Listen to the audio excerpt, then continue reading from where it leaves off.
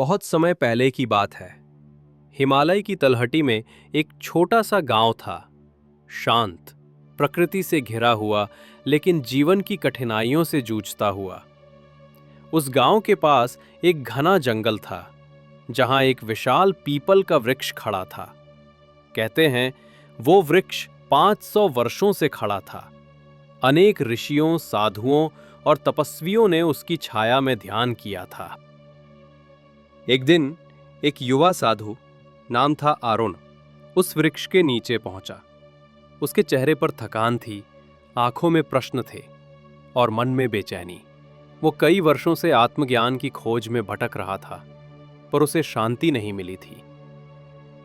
वृक्ष के नीचे बैठते ही उसने गहरी सांस ली और कहा, हे प्रकृति, हे ब्रह्म, मुझे मार्ग दिखाओ।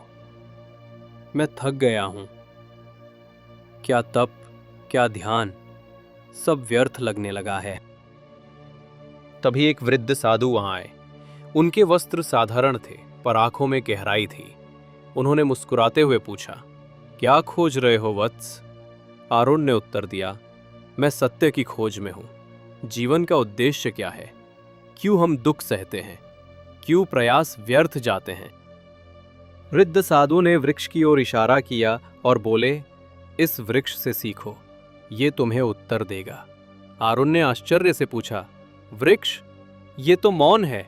वृद्ध साधु ने कहा, मौन में ही तो सबसे गूढ़ उत्तर छिपे होते हैं। सुनो इसकी कहानी।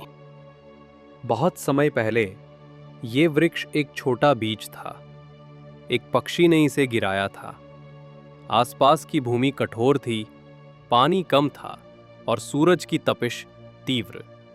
पर इस बीज ने हार नहीं मानी। उसने धरती को चीरकर अपनी जड़ें फैलानी शुरू की। हर दिन वो संघर्ष करता।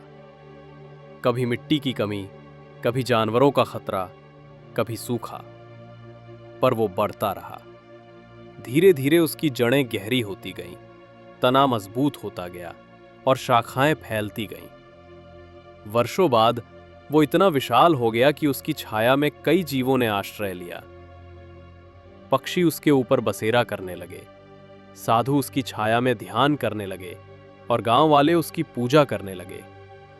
पर क्या तुम जानते हो, इस वृक्ष ने कभी शिकायत नहीं की। उसने कभी ये नहीं कहा कि मुझे सूरज जला रहा है या मुझे पानी नहीं मिल रहा।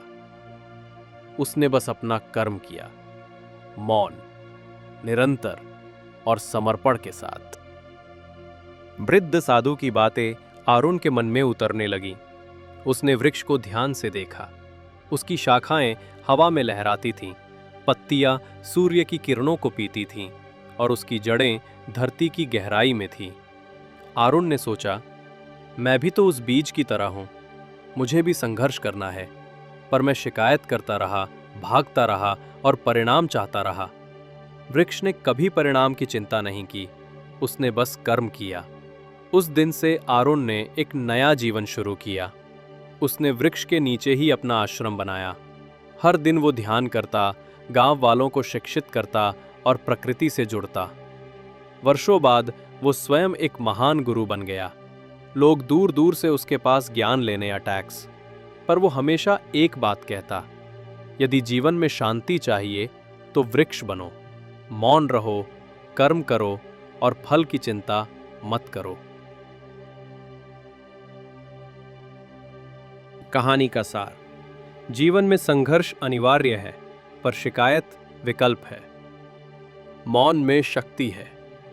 जब हम भीतर की आवाज सुनते हैं, तभी सच्चा ज्ञान मिलता है। वृक्ष की तरह जड़ें गहरी करो, अपने मूल्यों, धैर्य और कर्म में। फल की चिंता मत करो, कर्म ही तुम्हारा धर्म है।